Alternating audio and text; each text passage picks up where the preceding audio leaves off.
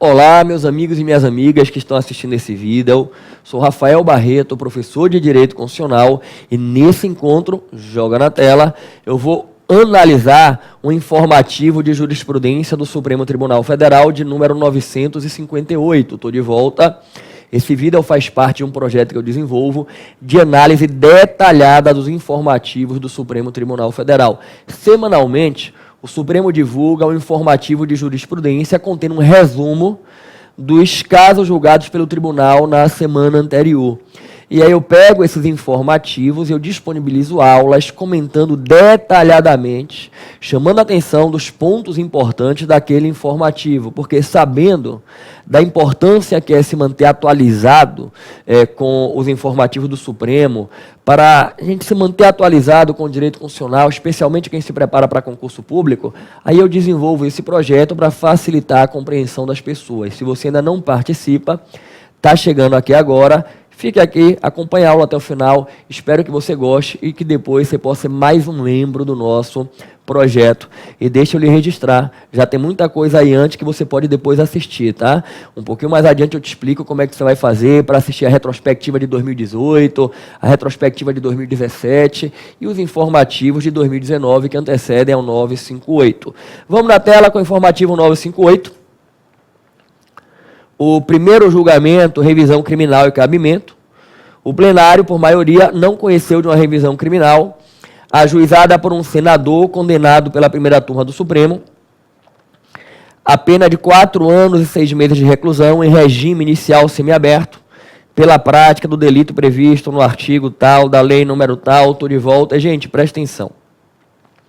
O que é que eu quero aqui destacar para vocês em torno desse julgado?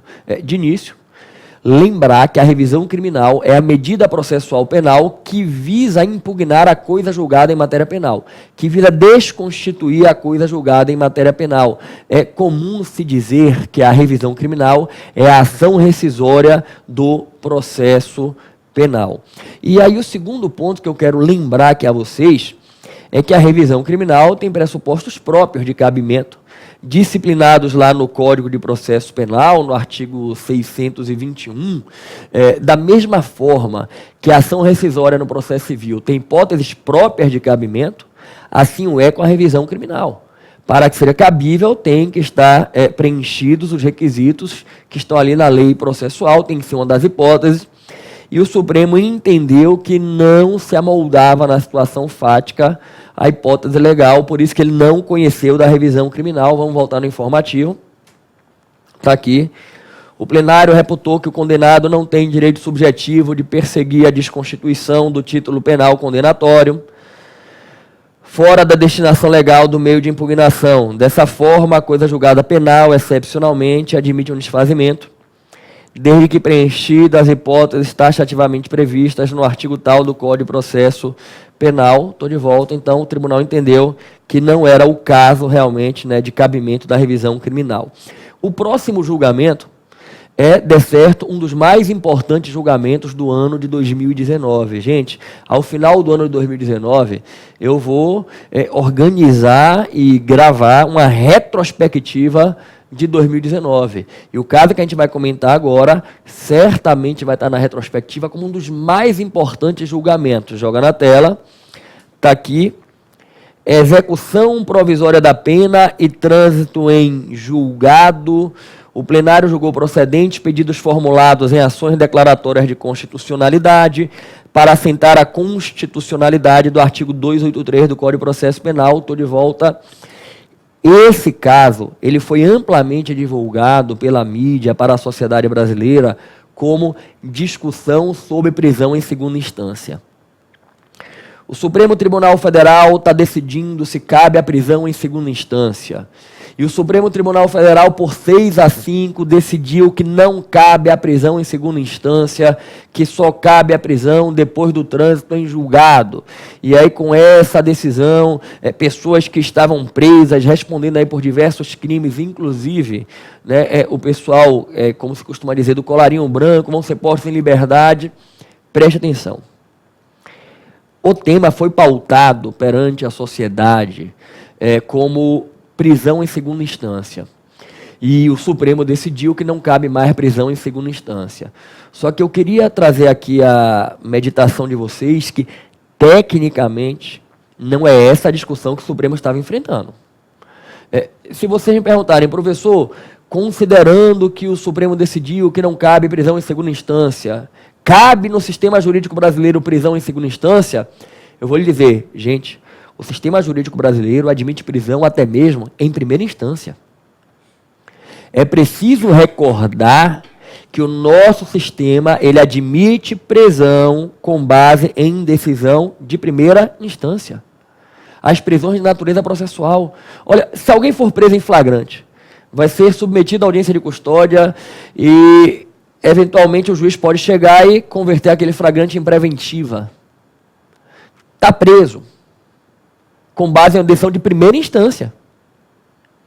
Aí entrou com habeas corpus no tribunal de segundo grau que manteve a prisão. Está preso com base em decisão de segunda instância.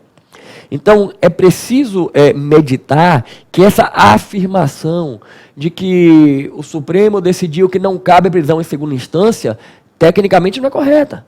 O sistema brasileiro admite prisão até mesmo com base em decisão de primeira instância. As prisões de natureza processual, principalmente a prisão preventiva. É preciso a gente compreender o que é que tecnicamente realmente era o objeto de discussão no Supremo Tribunal Federal. E o que era objeto de discussão no Supremo Tribunal Federal, tecnicamente, é o seguinte: é cabível executar a pena privativa de liberdade antes do trânsito em julgado da condenação? A discussão no Supremo, gente, era a seguinte: uma pessoa foi condenada por um crime cuja pena prevista é privativa de liberdade. Eu posso executar esta pena privativa de liberdade antes do trânsito em julgado da condenação? Esse era o debate técnico. O debate técnico não é se cabe prisão em segunda instância, é se cabe a execução provisória da pena privativa de liberdade. É se cabe a execução da pena privativa de liberdade antes da condenação judicial transitar em julgado. E o Supremo Tribunal Federal decidiu que antes do trânsito em julgado não é cabível a execução da pena privativa de liberdade. Volto a dizer, o que não significa que não cabe prisão em segunda instância. Cabe prisão até em primeira instância. O que não cabe é executar a pena privativa de liberdade antes de transitar em julgado a condenação. E aí é preciso adentrar aqui em nuances do caso, do ponto de vista técnico. Não estava o Supremo julgando um caso concreto, um habeas corpus, um recurso, mas uma ação declaratória de constitucionalidade. Em verdade, algumas, né? Algumas ADCs. Controle concentrado, processo abstrato, e aí vamos voltar na tela, está aqui. O Supremo julgou procedente pedidos formulados em ações declaratórias para assentar a constitucionalidade do artigo 283 do Código de Processo Penal, que eu trago para vocês aqui, ó. CPP 283. Ninguém poderá ser preso, senão em flagrante delito, ou por ordem escrita e fundamentada de autoridade judiciária competente, em decorrência de sentença condenatória transitada em julgado, ou no curso da investigação do processo, em virtude de prisão temporária ou preventiva. Olhem o que está no texto do Código de Processo Penal. Se não for prisão temporária ou preventiva, só pode ter prisão decorrendo de sentença condenatória transitada em julgado. Prisão antes de sentença condenatória transitada em julgado, só se for prisão temporária ou preventiva. Estou de volta. Gente, pelo texto expresso do Código de Processo Penal, a prisão ou decorre de sentença condenatória transitada em julgado, ou é prisão de natureza processual. Prisão temporária, prisão preventiva. E aí, olha o que eu quero que vocês compreendam. O entendimento que era adotado de que antes do trânsito em julgado cabia uma prisão que não era temporária ou preventiva, cabia uma prisão que era execução provisória de pena privativa de liberdade, era um entendimento que violava claramente o Código de Processo Penal. Eu só poderia decidir pela prisão antes do trânsito em julgado, como vinha acontecendo em alguns casos, reconhecendo a inconstitucionalidade do artigo 283 do CPP. Repare que o legislador fez essa escolha.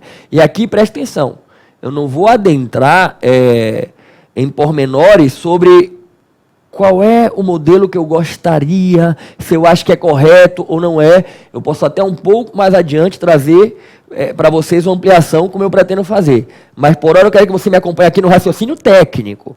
O legislador definiu assim no CPP.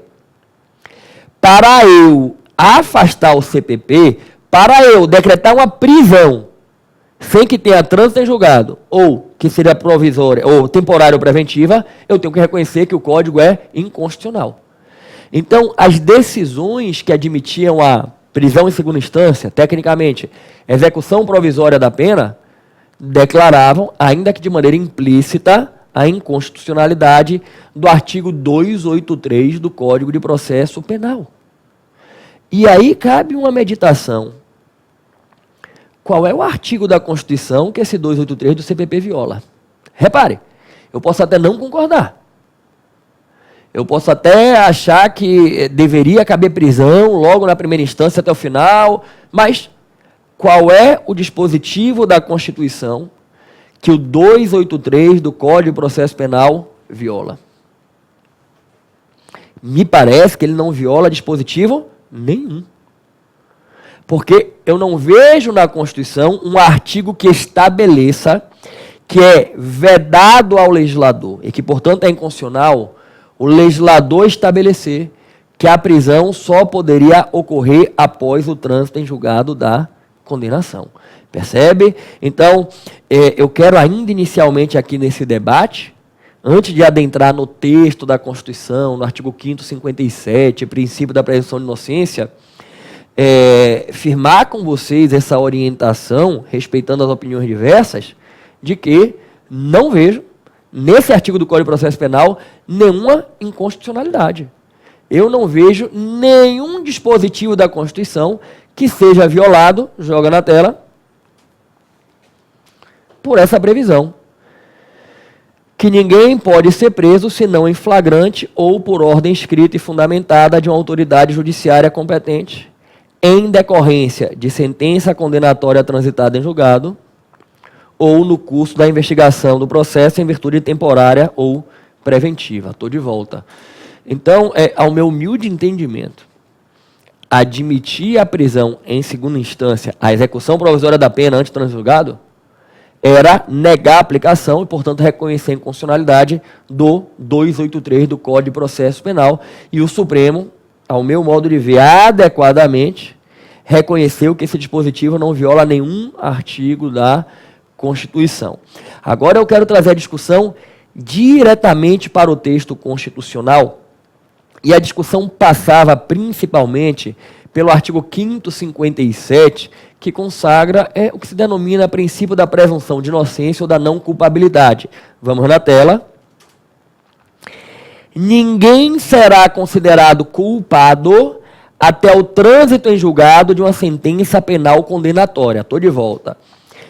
Percebam que não está escrito que não pode haver execução provisória da pena. Não está escrito que não haverá prisão antes do trânsito em julgado, como está escrito no Código de Processo. O Código de Processo traz, não haverá prisão antes do trânsito em julgado. Mas não é isso que está na Constituição, né? Eu, particularmente, discordo daqueles que dizem que o texto constitucional, de maneira clara, expressa, coloca que não pode haver prisão antes do trânsito em julgado. Para mim, a gente extrai essa interpretação, e aí eu vou partilhar com vocês, né, o porquê que eu chego nesse entendimento, mas não está escrito na Constituição que não haverá a execução da pena antes do trânsito em julgado. O que está escrito, vamos de novo,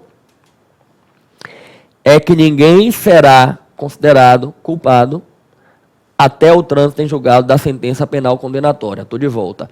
Agora, ao meu humilde entendimento, gente, disso que está escrito, decorre que não se pode executar a pena antes do trânsito em julgado. Ao meu humilde entendimento, o artigo do Código de Processo Penal é uma consequência natural, é uma decorrência do que está no artigo 5º, 57. Inclusive, esse é um dos argumentos que se tinha no âmbito das ADCs, né, que o 283 do CPP, em verdade, materializa o que se extrai do 5º, 57. Preste atenção. Você pode aplicar pena a quem não é culpado? Você pode punir alguém que não é culpado? E ó, saia do âmbito do direito penal, vamos ampliar, vamos pegar a experiência do dia a dia. Ó, vamos imaginar o seguinte, você que está aqui me assistindo, no ambiente de trabalho, percebeu que um colega de trabalho praticou uma falta disciplinar, e aí vem o empregador e lhe pune. É cabível? Ô, professor, se eu não fiz nada de errado, por que é que eu vou ser punido? Você que está aqui me assistindo, você tem filhos, tem 2 filhos, 3 filhos, e aí chegou em casa, viu a casa de perna pro ar, uma bagunça, algumas coisas quebradas, e aí então que você chegou, o primeiro filho que apareceu, você disse, foi você que aprontou, não foi? Ó, vou lhe dar um castigo, vou lhe punir. Só que não foi ele não fez nada. É razoável punir quem não é culpado? Cá entre nós, não. Não se pode punir quem não é culpado. Não se aplica a pena a quem não é culpado, ok? Então, eu posso aplicar uma pena criminal a alguém que não tem culpa pelo crime? Claro que não. Então, eu só aplico pena a quem é culpado, beleza? Aí vem o outro ponto. Pela Constituição, quem é culpado? Pela Constituição, quando é que alguém pode ser considerado culpado? Joga na Constituição. Aí tem o seguinte. Ninguém será considerado culpado até o trânsito em julgado da sentença penal condenatória. Estou de volta. Repare, não é uma opinião minha. É uma escolha que está na Constituição. É o texto da Constituição. Antes de transitar em julgado, a pessoa não pode ser considerada culpada. Repare que não está escrito na Constituição que é assegurada a presunção de inocência. Como a gente vai ver em documentos internacionais, é mais amplo. Está escrito que, sem transitar em julgado, não pode ser considerado culpado. Para você visualizar, gente, vamos imaginar que alguém é pego em flagrante praticando um crime. É levado à audiência de custódia, e na audiência de custódia chega lá e confessa para o magistrado, eu pratiquei mesmo, porque eu quis praticar. Repare, foi pego em flagrante, está diante da autoridade judicial confessando que praticou o crime, vai responder ao processo penal, mas pelo que está na Constituição, ele não pode ser considerado culpado. Ainda que ele tenha sido pego em flagrante, que ele esteja confessando, pela Constituição, ele não pode ser considerado culpado. Pela Constituição, eu só posso dizer que ele é culpado depois que transitar em julgado a condenação. A gente pode até discutir se esse critério constitucional é razoável, é o adequado, mas tem que reconhecer que é isso que está escrito. O que está escrito é, enquanto não transitar em julgado a condenação, não pode ser considerado culpado. E, ao meu humilde modo de ver, é um critério que poderia ser diferente. A opção do Constituinte poderia ser outra, né? Porque, ao meu modo de ver, você cria uma ficção. Você cria que só tem culpabilidade quando transita em julgado. Talvez devesse estar que só pode ser considerado culpado quando houver uma decisão judiciária fundamentada que certifique a culpa a partir de um amplo conjunto probatório e, para ser cauteloso e confirmado em uma instância superior. Eu poderia ter feito esse critério. Olha, você só pode chamar de culpado se houver uma decisão certificando culpa, lastreada num conjunto probatório, e essa decisão for confirmada por uma instância superior. Mas não foi esse o critério. O critério foi, enquanto não transitar em julgado, não pode ser culpado. E aí eu lhe pergunto, se eu não posso executar a pena de quem não tem culpa, como é que eu vou executar a condenação criminal de alguém que não tem culpa? Professor, como é que não tem culpa? Se já foi condenado por um juiz, um tribunal já confirmou, e recursos para tribunais superiores não têm efeito suspensivo. Amigo, amiga, não é uma opção minha, é o que está no texto. O texto ele não adentra na discussão do efeito suspensivo da decisão. O que o texto estabelece é, enquanto não transitar em julgado, não pode ser considerado culpado. Se o texto não é o adequado, ok, a gente abre esse debate. Mas é o que está no texto. E se ele não é culpado, me parece claro que não pode executar, gente. Como é que eu vou executar alguém que, pela Constituição, é inocente? Professor, como é que você vai chamar de inocente? Flagrante, tem uma ficha corrida. Não sou eu, gente, é a Constituição. É o texto constitucional quem está sinalizando nesse caminho. Ainda que eu não concorde, que eu acho que deva ser diferente, mas é o que está no texto. Percebe? Percebe? Eu não posso interpretar a Constituição de acordo com as minhas convicções políticas, filosóficas, morais, não. De acordo com o que eu acho que deveria ser o que está no texto, de maneira, linear. Se não transitar em julgado, não é culpado. E cá entre nós, se não é culpado, não pode ser punido. E, para deixar isso aí bem cristalino, é que veio o CPP e colocou. Enquanto não transitar em julgado, não pode executar a pena privativa de liberdade. Então, ao meu humilde modo de ver, a decisão da maioria do Supremo Tribunal Federal está corretíssima, de acordo com o que está na nossa Constituição. E aí, de repente, alguém vai pegar e vai questionar, como inclusive alguns ministros colocaram no debate, mas em diversos países do mundo se admite, se você olhar no sistema da ONU, a maioria dos países admite a execução da pena após uma segunda instância. Só que, gente, tem um detalhe, o que está na nossa Constituição. Se você pegar os outros países que não trabalham com esse modelo, não tem na Constituição deles o que está na nossa. Você não vai encontrar na Constituição dos países que admitem a prisão em segunda instância um dispositivo constitucional nesse sentido. Ao meu humilde entendimento, pelo que está no nosso texto constitucional, realmente não cabe a execução provisória da pena privativa de liberdade. Vamos no informativo. E aí tem assim, o ministro Marco Aurélio estabeleceu que o artigo do Código condicionou o início do cumprimento da pena ao trânsito em julgado do título condenatório. E aí ele destaca, a literalidade do preceito não deixa margem à dúvida. Culpa é o pressuposto da sanção. E a constatação ocorre da culpa só com a preclusão maior, que é com o trânsito em julgado. Ele destaca que a exceção de execução de pena é cabimento de prisão preventiva. Aí segue aqui, né? Ministra Rosa Weber destacando que não cabe ao judiciário, no exercício do controle jurisdicional, da exegese conferida pelo legislador uma garantia constitucional, simplesmente substituí-la para sua própria interpretação da Constituição. Estou de volta a um parêntese. É exatamente isso. Com todo respeito aos 5 votos vencidos, mas me parece que nos votos vencidos, a gente não consegue encontrar argumentos que efetivamente tenham uma consistência dentro da nossa moldura constitucional.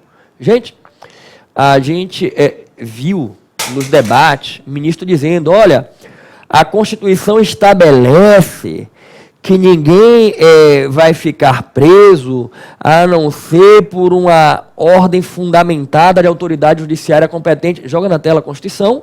Aqui, ninguém será preso em flagrante delito ou por ordem escrita e fundamentada da autoridade judiciária competente. Estou de volta. Então, se a autoridade judicial fundamenta a prisão, pode ter a... Peraí, mas fundamenta Aonde? Em quê?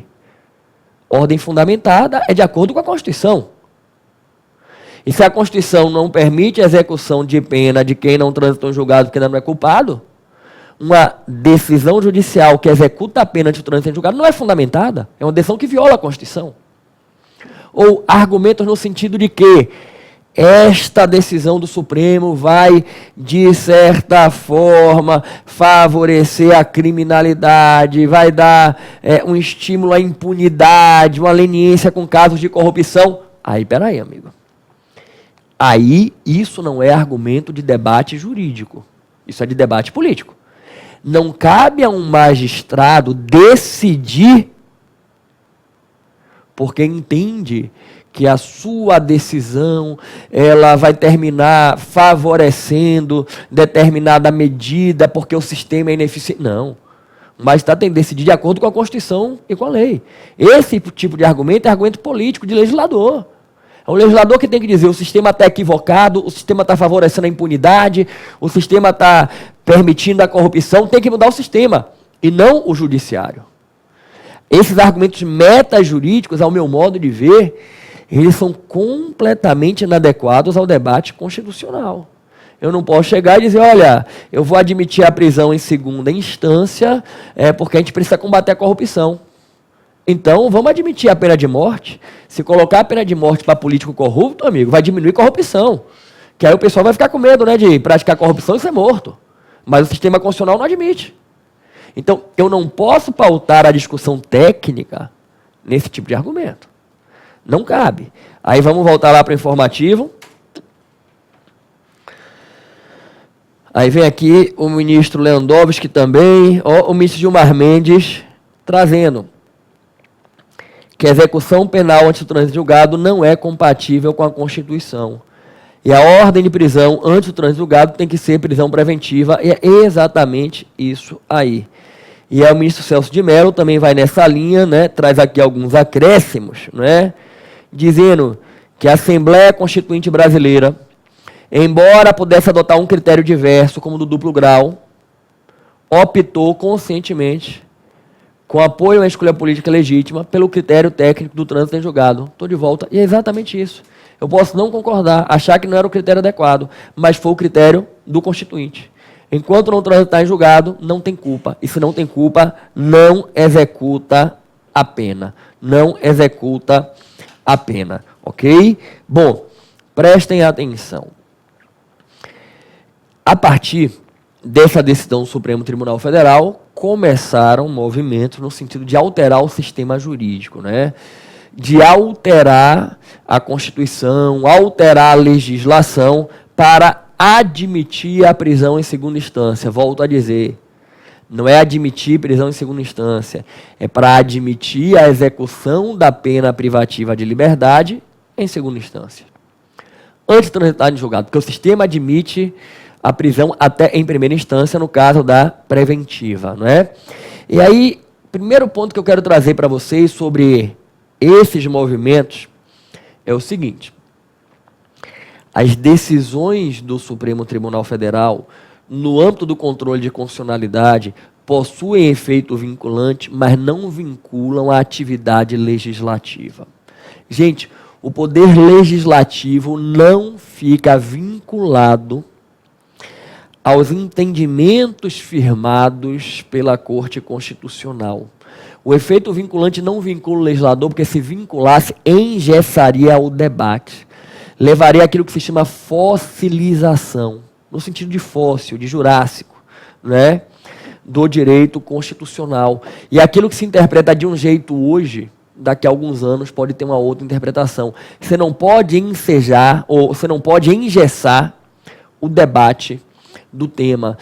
Nós já tivemos, ao longo da história constitucional, e aí eu falo não só de Brasil, mas de experiência constitucional, casos interessantes, né, em que o Poder Judiciário firma um entendimento e, em seguida, o Legislativo vai lá e diz, opa, você não está andando muito bem não, o caminho não é por esse. E vai lá e, por assim dizer, modifica o entendimento do Poder Judiciário por meio de uma medida de cunho legislativo.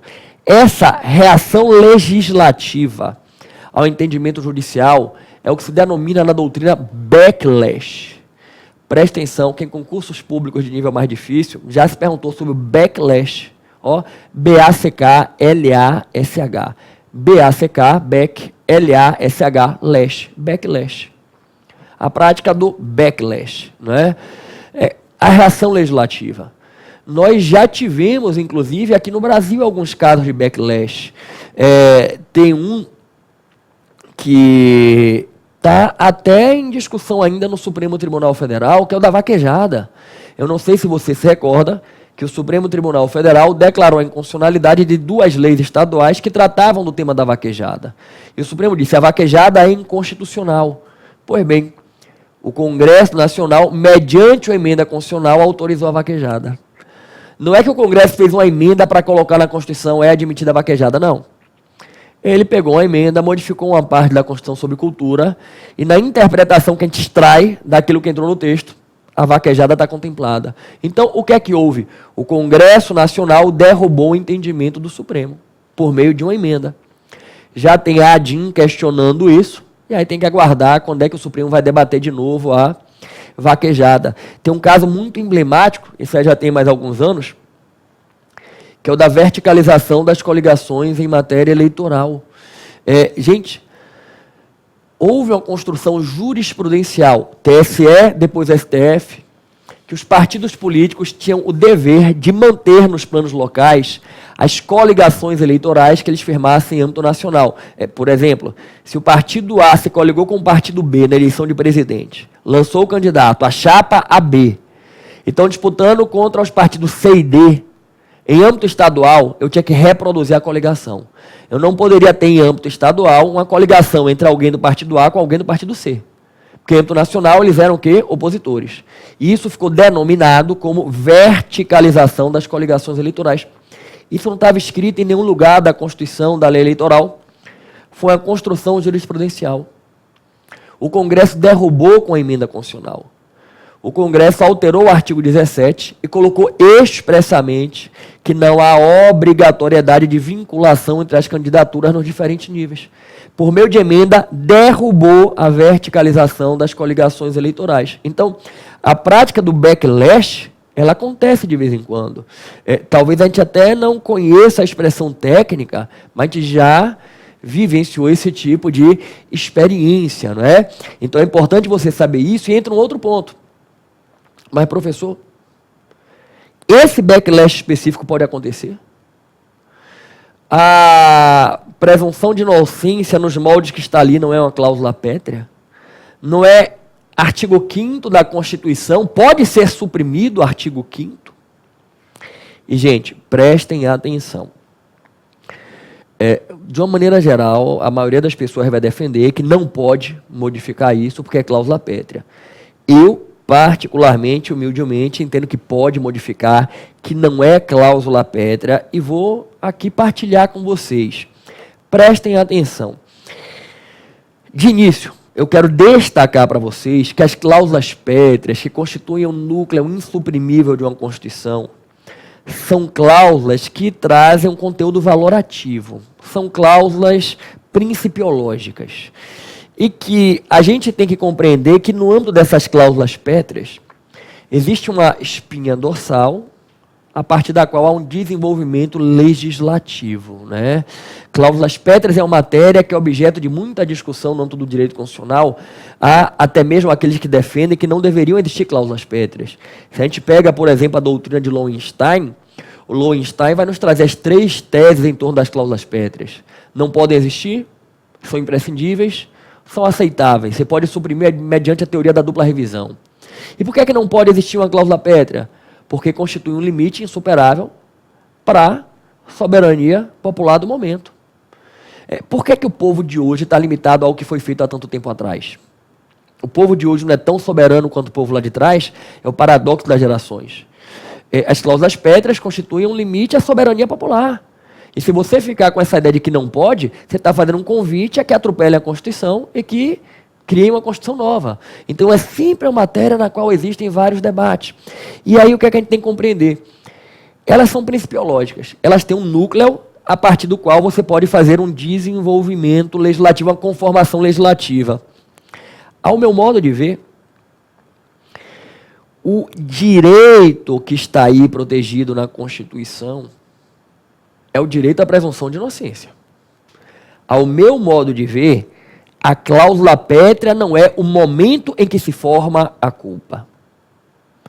É a presunção de inocência. Existem modelos diferentes, modelos de duplo grau de jurisdição, como bem pontuou o ministro Celso de Mello. O critério que o Constituinte adotou não foi esse, foi o do trânsito em julgado. Mas eu, particularmente, até entendo que o modelo mais adequado é o modelo de que ninguém é considerado culpado, até que exista uma decisão judicial devidamente fundamentada, lastreada em amplo conjunto probatório, confirmada por uma instância superior, um duplo grau. Todo mundo se presume inocente até uma decisão que certifique a culpa amplamente amparada em conjunto probatório e confirmada por um tribunal, por um órgão superior. Não é o critério da Constituição, é o critério que eu acho que seria talvez o mais adequado. Eu poderia impor esse critério, eu poderia implantar esse critério na nossa Constituição. Eu entendo que não há direito fundamental ao momento em que se forma a culpa. Eu entendo que o direito fundamental que se extrai daí é o direito a ser presumido inocente. E aí deixa eu trabalhar com vocês. A interpretação dos direitos fundamentais ela é sempre principiológica. A gente não deve fazer uma leitura estritamente literal. Se fosse fazer uma leitura literal, por exemplo, gente, não haveria dentro do nosso sistema constitucional o direito à não autoincriminação, à não produção de provas contra si mesmo. Vamos jogar na Constituição? Aqui no artigo 5º 63 está escrito assim: o preso vai ser informado dos seus direitos, dentre os quais o de permanecer calado. Estou de volta.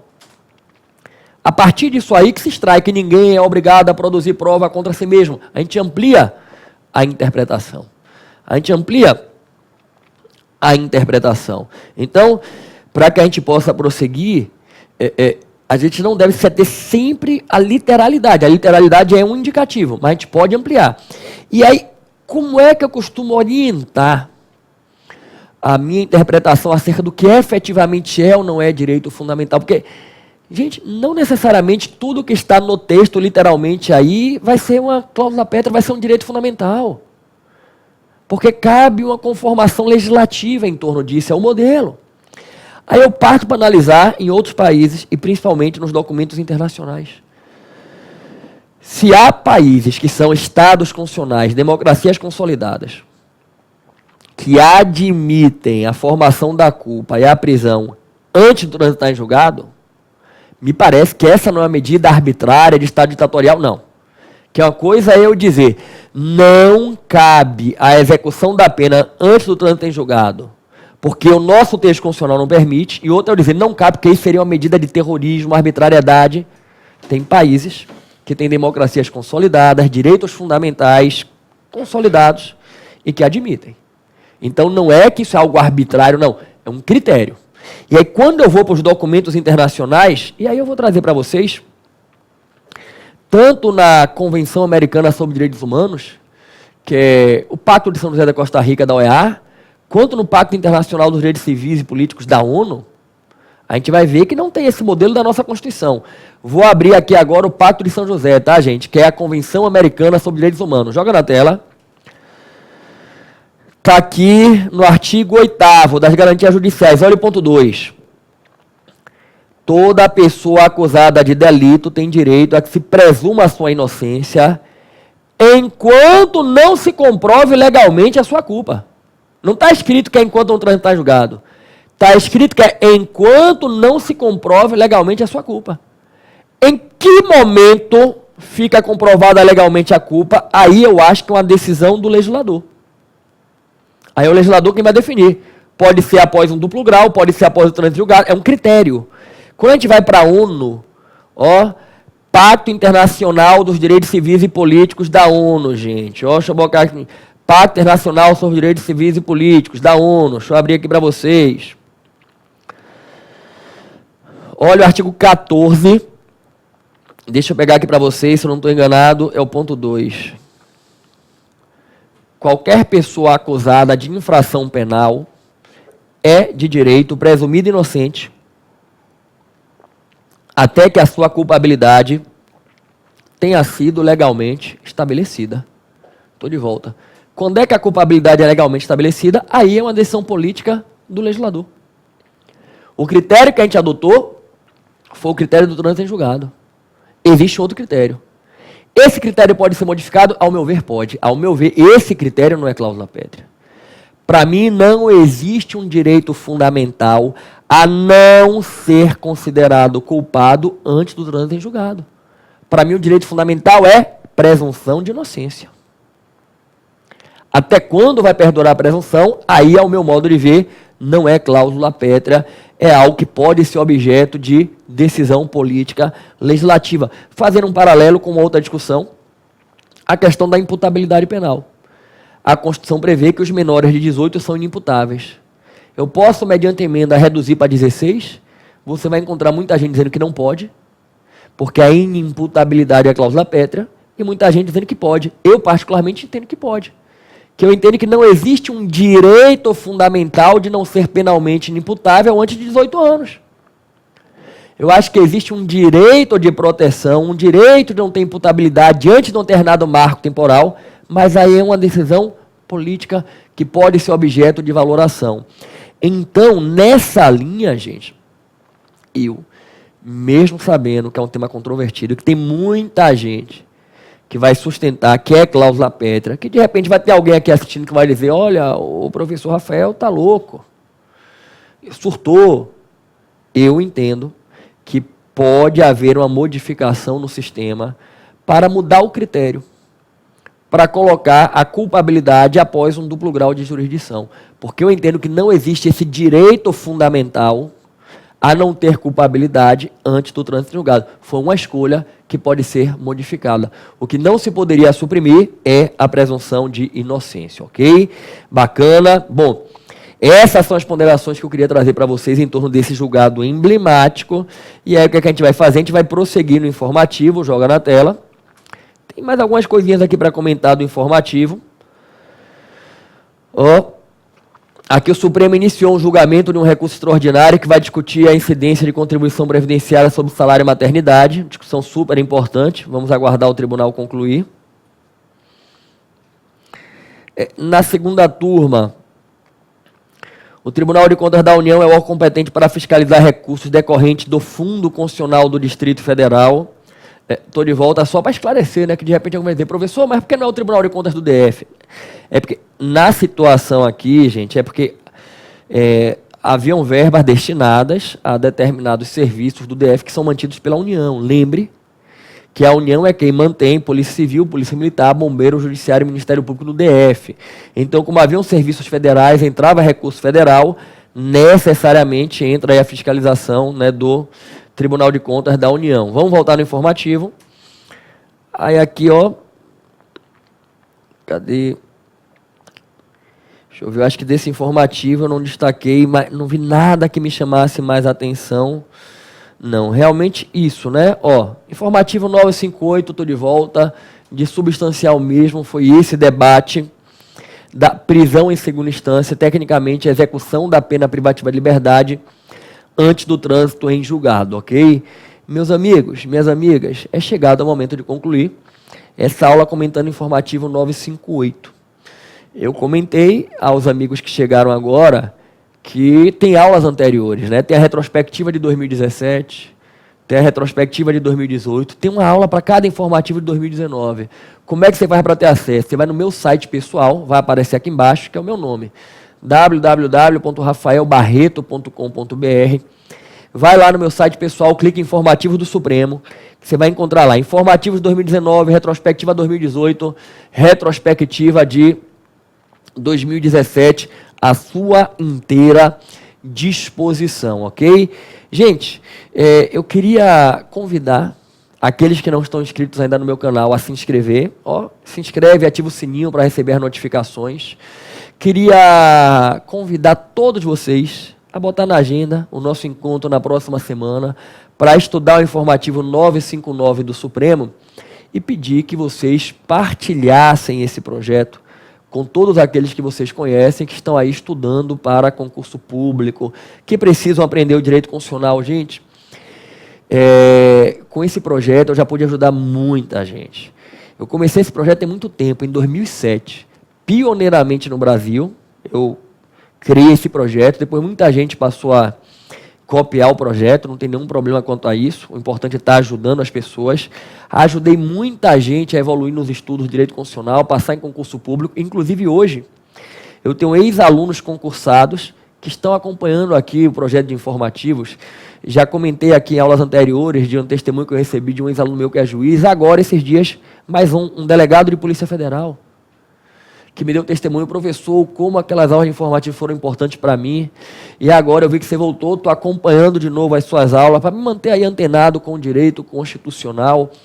Então, é um projeto que permite aí ajudar as pessoas a avançarem, né, no direito constitucional, nas provas. Aí eu queria te pedir que me ajudasse a ajudar as pessoas. Basta que você divulgue, compartilhe com seus amigos aí de estudo para que eles possam também participar, ok? Gente, é isso. Muito obrigado pelo tempo de vocês. Espero voltar a encontrá-los todos aí na próxima aula. Que Deus os abençoe e que vocês tomem posse da graça de Deus. Não deixem a graça passar. Valeu!